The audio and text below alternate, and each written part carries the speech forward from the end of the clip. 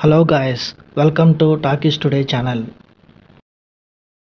Hello guys, welcome back to talkies today channel. ఈరోజు మనం రీసెంట్గా థియేటర్స్లో రిలీజ్ అయిన most awaited war drama border 2 movie review ఈ వీడియోలో డిస్కస్ చేద్దాం. దాదాపుగా 30 ఏళ్ల క్రితం వచ్చిన క్లాసిక్ సినిమా సినిమాకి ఇది సీక్వెల్. మరి సన్నీ డియోల్ తన పవర్ఫుల్ డైలాగ్స్తో మళ్ళీ మ్యాజిక్ చేశాడా లేదా అనేది మన స్టైల్లో ఈ వీడియోలో డిస్కస్ చేద్దాం. సో వీడియోలోకి వెళ్ళే ముందు మీరు మన ఛానల్ని ఫస్ట్ టైం చూస్తున్నట్టయితే ఒక లైక్ చేయండి, ఒక కామెంట్ చేయండి, అలాగే మన ఛానల్ని సబ్స్క్రైబ్ చేసుకోండి. చాలామంది మన ఛానల్ని సబ్స్క్రైబ్ చేసుకోకుండానే వీడియోస్ చూస్తున్నారు గైస్. మీరు సబ్స్క్రైబ్ చేసుకుని చూడడం వల్ల ఛానల్కి ఎంత ఎంకరేజ్మెంట్గా ఉంటుంది. సో సబ్స్క్రైబ్ చేసుకుని వీడియోస్ చూడండి. ఇంకా లేట్ చేయకుండా వీడియోలోకి వెళ్ళిపోదాం. Let's get started. ఇక ఈ సినిమా కథ విషయానికి వస్తే, ఈ సినిమా స్టోరీ 1971లో ఇండియా పాకిస్తాన్ యుద్ధం నేపథ్యంలో నడుస్తుంది. నిర్మల్జిత్ సింగ్, అలాగే వరుణ్ ధావన్, మరి ఇంకొక లెఫ్టినెంట్ కమాండర్ అహాన్ శెట్టి ముగ్గురు ప్రాణ స్నేహితులు. అయితే యుద్ధం స్టార్ట్ అయినప్పుడు మన సైన్యంలో ఎక్కువ భాగం తూర్పు పాకిస్తాన్కి వెళ్లాల్సి వస్తుంది. ఆ సమయంలో పశ్చిమ సరిహద్దును రక్షించే బాధ్యతను వీరి పాత ట్రైనర్ అయిన లెఫ్టినెంట్ సన్నీ డియోల్ తీసుకుంటాడు. రాజస్థాన్, పంజాబ్, జమ్మూ కాశ్మీర్ సరిహద్దుల్లో పాక్ సైన్యాన్ని వీరు ఎలా ఎదుర్కొన్నారనేది ఈ సినిమా యొక్క మెయిన్ స్టోరీ. ఈ సినిమా పాజిటివ్ పాయింట్స్ ఏంటో ఇప్పుడు చూద్దాం. ఈ సినిమాకి మెయిన్ పాజిటివ్ పాయింట్ వచ్చేసి సన్నీ డియోల్ స్క్రీన్ ప్రెజెన్స్ అనే చెప్పొచ్చు. సన్నీ డియోల్ తన మాస్ యాక్షన్ సీక్వెన్సెస్ అలాగే తన పవర్ఫుల్ డైలాగ్స్తో మళ్ళీ అదర కొట్టేశాడు. ఆయన ఇంటర్వల్ సీన్ అయితే ఫ్యాన్స్కి పూనకాలు తెప్పిస్తుంది. ఇక నటీనటులు వరుణ్ ధావన్ సైనికుడిగా తన పాత్రలో ఒదిగిపోయి నటించాడు.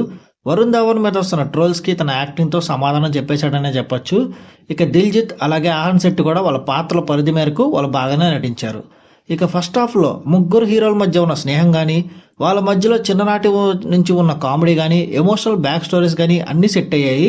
ఇక మ్యూజిక్ కూడా వన్ ఆఫ్ ద హైలైట్ అని చెప్పొచ్చు. పాటలు, బ్యాక్గ్రౌండ్ స్కోర్ చాలా బాగుంది. ముఖ్యంగా దేశభక్తి మీద వచ్చిన పాటలు అయితే చాలా బాగున్నాయి. ఈ సినిమా మైనస్ పాయింట్స్ చూసుకున్నట్టయితే, వార్ సీన్స్లో విఎఫ్ఎక్స్ చాలా పూర్గా ఉందని చెప్పొచ్చు. విఎఫ్ఎక్స్ మీద ఇంకొంచెం జాగ్రత్తలు తీసుకుంటే బాగుండేది అనిపించింది. ఇక సినిమా లెంత్ 3 hours 20 minutes ఉంది. చాలా ఎక్కువసేపు ఉంది. ఇది కొంచెం పెద్ద డ్రాబ్యాక్ అనే చెప్పాలి. సెకండ్ హాఫ్లో కొన్ని సీన్స్ బోర్ కొట్టిస్తాయి. ఇక ఈ cinema screen play first part 1977 మూవీకి సిమిలర్గానే అనిపిస్తుంది, కొత్తగా ఏమనిపించదు. ఇక ఫస్ట్ పార్ట్లో ఉన్నంత ఎమోషనల్ ఈ సీక్వెల్లో కొంచెం మిస్ అయిందని చెప్పొచ్చు.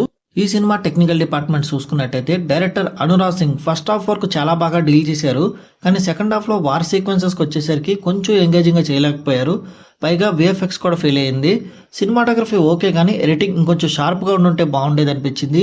విఎఫ్ఎక్స్, గ్రాఫిక్స్ మాత్రం ఇంకొంచెం జాగ్రత్తలు తీసుకుంటే సినిమా రేంజ్ని పెంచేదన్న ఫీలింగ్ అయితే వచ్చింది.